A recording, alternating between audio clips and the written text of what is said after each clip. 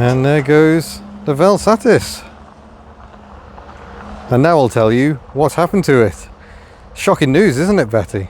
So yeah, the Vel Satis has gone. It has left the fleet, and not quite how I intended. It actually got to the stage I just wanted it gone. I'd had enough. I was very dispirited after the last long drive in it when the gearbox started playing up. I was just like, I've had enough.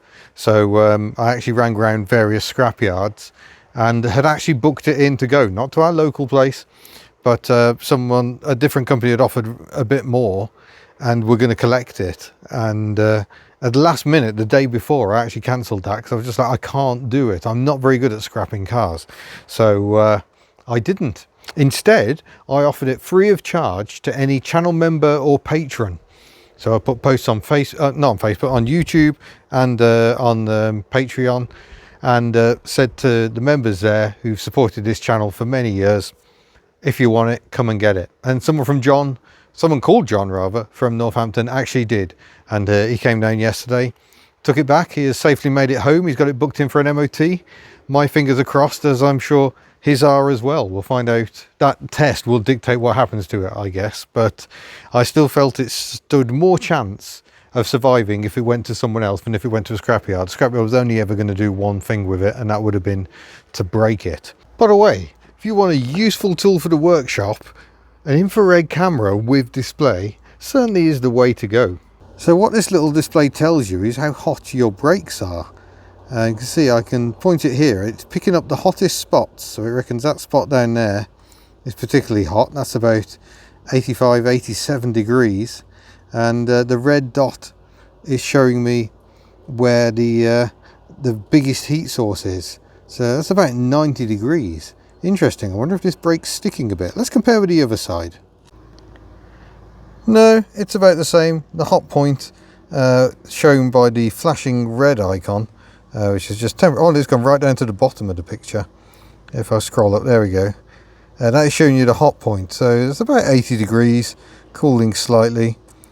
Oh yeah, 100 degrees even. So this is a car that has just come. It's a big old lumper car, 2.3 tons, and it's just come down a big hill. So that is hot brakes. Whereas here's a brake that hasn't moved. It's just been sitting in the sun. And it's showing you the maximum is 22 degrees, and where I'm pointing at the moment is 17. So that's what a brake looks like that isn't carrying loads of heat. The tyre is, because it's picking up more solar energy.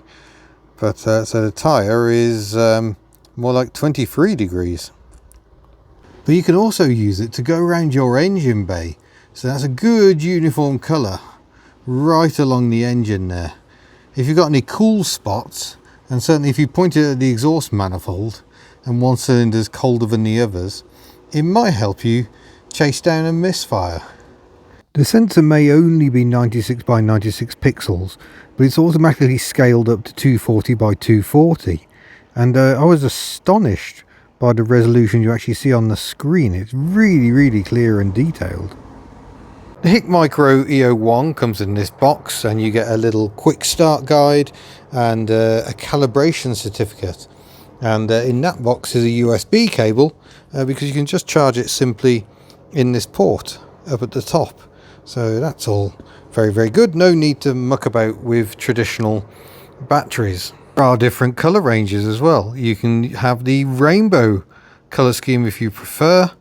There's a white hot, so we can see where that tyre has been sitting in the sun quite clearly. Got it up to 32 degrees already. Above alarms, you can set an alarm temperature.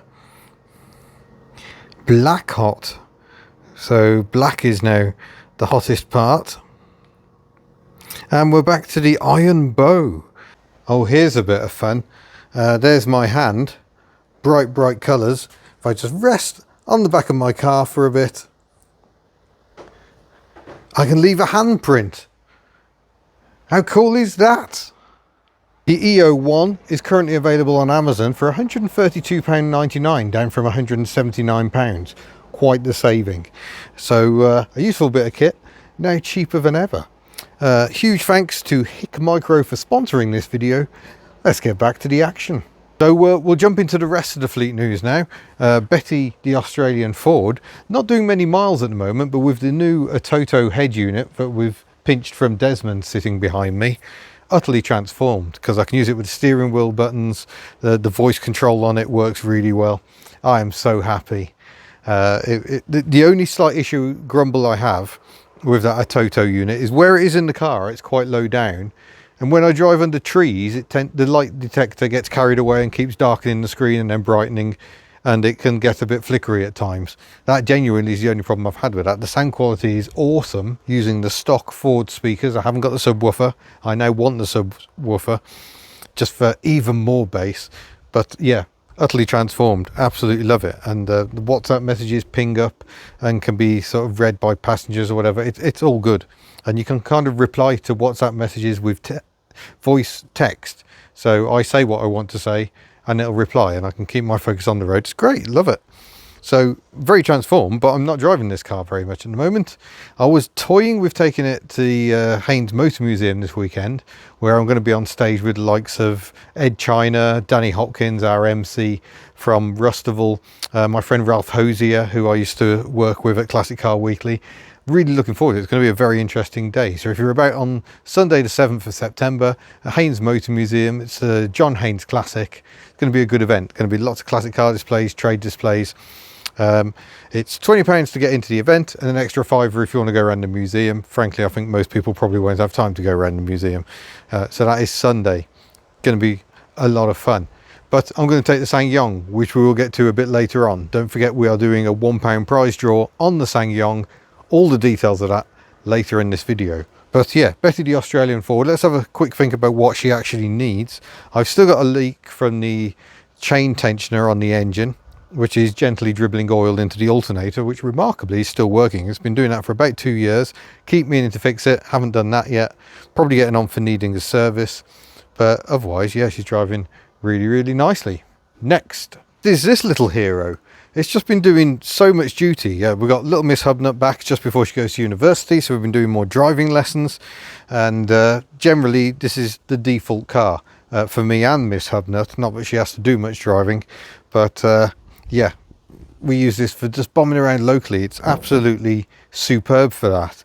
Now done 5,000 miles since the last service, which was back in January, so the usage this year has been a little more gentle, so I need to get on with that. The clutch pedal, unsurprisingly with all the driving lessons, I think the bush on it is starting to get a bit creaky, so I might try some silicone spray in there. Never use anything like WD-40, it can make the rubber swell, make it even worse.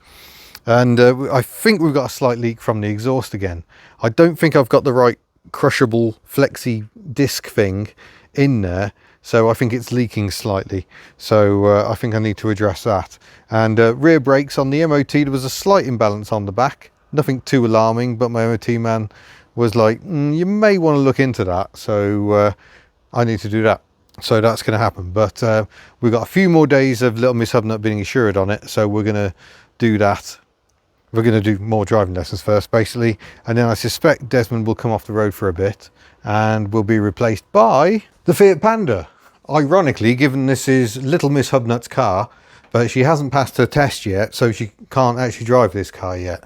We may try some more driving lessons in this car. We'll see how we go. The insurance runs out on the 12th.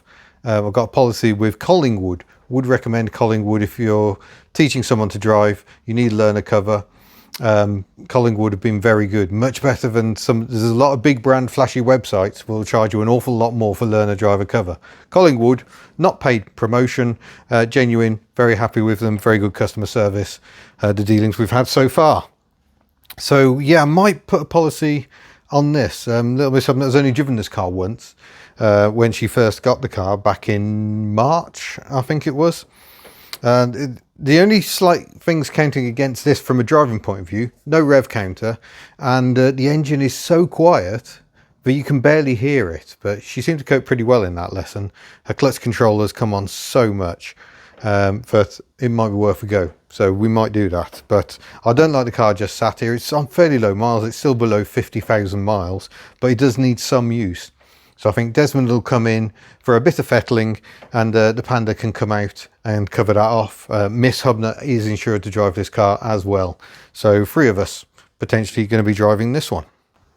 Don't ask. Next, took the Invacar, is still just kind of sat there. Her time will come. She needs a bit of fettling, and but I'm just not driving her. She came out for a bit in August, and to be honest, I'm sorry, Tuck, I don't love driving her anymore. The idea of doing the sort of adventures I did in 2018 and 2019. 2018, I took her to Buckinghamshire for Festival of the Unexceptional. 2019, we went all the way to Essex, where she was built in 1972. And then through central London down to the Retro Rides weekender at Goodwood. And we did a few laps of Goodwood and then drove home. And I don't know if I'm just getting old, but I just don't fancy that anymore. This thing is so noisy and so intense to drive. And the slightest bit of breeze and you're all over the road. So it is terrifying to drive. I don't love it anymore. So trying to work out what to do. Maybe news on that in a future video. Moving on, it's a little bit cramped in here at the moment. This is the back seat of the Ssangyong Rodius, which we used to record a video with the hublets just the other day, revisiting a Q&A 4 years on. That's over on the HubNut channel, where I'm going to be pushing a bit more stuff, I think, and trying to streamline the main HubNut content. But yeah, Ellie the 2CV, a plan is forming. I made my very dejected video the other week where I was thinking, can I afford to keep this car? And the general consensus is you'd be an idiot to sell it, get rid of some of the other stuff. And I think, frankly, you have a point. So I think the plan is to build a new engine. There's a lovely chap called Julian. He offered to build an engine for free. And I just thought, you know what? He builds engines on a paid basis for Jono at Peak 2CV. And I was like, I'm not happy using your services for free. We're going to arrange some details. That's for me and him to discuss. But he did say, if you've got a spare crankshaft, which I have somewhere in all this chaos, there is a crankshaft, send it to him. He can assess that and decide whether that's a good starting point to build a new engine. And yeah, we will replace the bottom end of this one. I just need to clarify. I know the car was at Sparrow Automotive. A lot of people assume that the engine that is in this was built by Pete Sparrow. It was not. It was built by our mutual friend Colin. Colin assumed it was a good engine. It was in his good engine pile. I know what that's like. I've had good engine piles.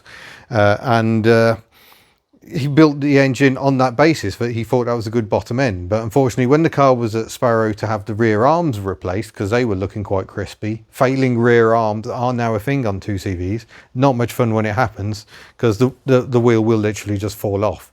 Happened to my friend Tim in Germany, I think, on the way to one of the big meets in Europe. Not recommended.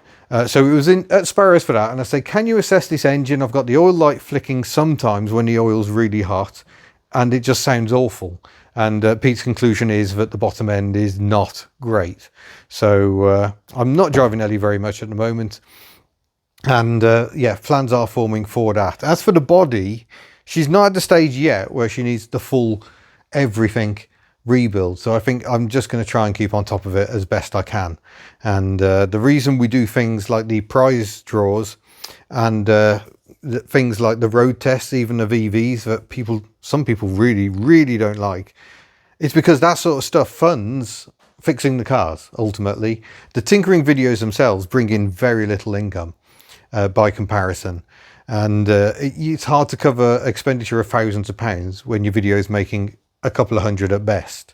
So that is why I will be doing, I mean, I love EVs. It's genuine love of EVs, but that's why that sort of content exists, always has. Very first video on the channel, Nissan Leaf test 11 years ago, almost. Frightening.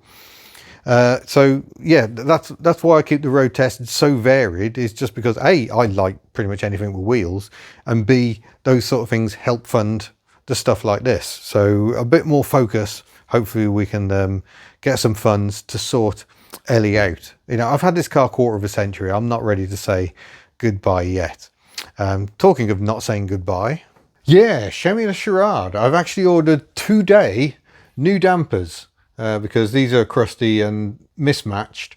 So I've got a pair of dampers coming so I can finally put the front suspension of this car back together, and then we can look to get this back on the road because yeah, Miss HubNut misses it. This is the car she passed her driving test in. It's the car she did most of her learning with me in. So it means a lot. We still need to get it straightened out from where the neighbour didn't do a very good job of checking their blind spot. It wasn't even a blind spot, it was directly behind them, but nonetheless. So we still need to try and get it straightened out. But yeah, we need to get it back on the road first, really. So hopefully we're stepping closer to that with the ordering of the new dampers, and I've ordered new boots to go on top, so the dampers are actually protected. So hopefully some progress with this one as well. So that's where we are with things at the moment. Obviously we've still got the red spares charade out there. We've still got Bob the trailer tent. We haven't had time to go away and Bob at all because Miss HubNut is working weekends and struggling to even get her 1 day off a week at the moment. We haven't got time to go away and Bob, and haven't since April, I think was the last time we went away, just to a local site. So that's why that hasn't been happening. But yeah, there's lots going on at the moment. And again, I've come up here in my smart tog, so I'm not going to be digging into any mechanical stuff this time around. But yeah, it's just busy times. This weekend we're away because we've got the Haynes Motor Museum, and it's my parents' wedding anniversary. So big miles for me and the boy covered there. And yeah, then we're getting ever closer to someone going to university. So it's very busy. And next week I've got the Hyundai Insta coming on test, and I'm going to take that to Scotland for no better reason than someone's offered a lovely car to drive up there. And I was just like, well, why not test it? The Insta has a claimed range of just over 200 miles, a probably realistic 180. It's more than that to get to Scotland. So we'll see how we go. And I'm going to try and drive a car in Yorkshire on the way back as well. So that should be a fun little trip because driving an electric car for 5 minutes is okay, but to really get a feel for them and what the charging's like, I've got to go much further. So I am. So that's all coming very soon. So that leaves the biggest lump on the fleet, the Ssangyong Rodius, the car we are giving away for just £1 in the prize draw, which is now running on the raffle website. It ends at the end of September. We've already had a lot of people taking part, and it's good because the money that's bringing in will help with expenditure on this very vehicle, like the full set of tyres I'm trying to arrange for it, the full service I'm trying to get booked in, and the all-important MOT. Let's hope it doesn't fail drastically. Apologies to Peter, I still haven't fitted the door mirror you supplied, but thank you very much for that. But it's been serving us really well. It's just such a useful lump, although it is absolutely massive. But if you come round the back, we've still got it very much in van mode at the moment because we went away to Rustival, and this weekend I will be at the Haynes Motor Museum, as I've previously mentioned. And the boot space is just cavernous. Come and have a look. So we've got it in 4-seater mode, so we could get the hublets in. And we've still got all the stock we'll be taking this weekend. Things like, we seem to have loads of Bella mugs, for instance. So we'll be knocking those out, just £5 each for a Bella mug. We've got no white ones left. We sold them all at Rustival. We've got some clearance t-shirts as well, that'll be just a tenner. So clearing out our home stock because we hope to have better stock for the website and less in our bedroom is the hope. But yeah, I mean, in some ways this would be a great vehicle to keep because it is just so capacious. It makes the Berlingo look like a tiny little thing. The amount of space is just huge. But similarly, we don't really need something this big all the time. The Berlingo is very good because it makes good use of its footprint. It's very practical for what is actually a fairly small vehicle, certainly by modern standards. This is over 5 meters long. Trying to find parking spaces it'll fit in is a big enough challenge, but that will be a challenge for someone who has won this vehicle for as little as £1. No purchase necessary. Do check the terms and conditions, and let's not put the gazebo in the door lock. But yeah, the looks really soften on you the more you drive it, and really, apparently can't shut any doors properly. It is so practical because of its weird shape. they tried to do something different here, folks. They tried to stop it just being an ordinary box, and I mean, you can't say they failed, can you? It's definitely interesting with its dormer window. But yeah, that's what we want to do. We want to improve this and get it gone to one of you. So the prize draw will be happening at the end of September. We actually need this for the first weekend in October, and then it'll be available for the new owner, assuming we've carried out everything we want to carry out. We're not going to let this go as is. We want to get it sorted. So as long as it fits the time scale, hopefully after that first weekend in October, that's when this vehicle will be available. So I just say, by heck the road's noisy today. Thank you very much for watching. Don't forget you can go to the HubNut store. It's another great way of supporting what we do. And I shall see you in a future video. Farewell. Doesn't it just? Maybe we'll sort this out. No promises, but we would like to. Actually, you're going to get a bit of bonus footage in this one, because this is stupid. So, people love the rear spoiler on this, but I just noticed that the brake light, the high level brake light, isn't working. So I have to use a step because it's so high up. It's the only way to reach it. And then you get up here, the top panel is held on with Velcro. Does that look like factory Velcro? I don't see how else that is meant to be held in place. It looks like it might actually be held in with Velcro. Crazy. But if we look here, you can see the date stamp on it. So 2007, presumably the 5th of March, maybe. They've gone all American on it. These two screws, absolute pigs to get out. I was very lucky that you can see this wasn't me. They were already tearing up before. So someone's had to go and filed it under. Yeah, I'm not doing that. But I managed to get the right bit just there. And it's done a grand job. So now we can get the unit out and hopefully change the bulb, and that'll be good. We hope it's that. Oh yeah, that's a dead bulb. That is burnt up inside. It's a blooming capless, isn't it? It's a giant capless. Oh great. Oh! It's gone now. Where did that go? Not that it really matters, I just don't want to tread on it. There it is. Into the weeds. Oh god, have I got... Oh, it broke it. It's definitely done now. It done cracked. Have I got anything like that? This uses capless, but I don't think it uses that size capless. Where on earth am I going to find one of those? And there we are. I had to nip to Tim's Cambrian Classics to go and grab a bulb. Oddly, he'd got one. I think for someone else's car, but wasn't needed. Was actually what was needed here. So brilliant. We got a full complement of brake lights, thank goodness.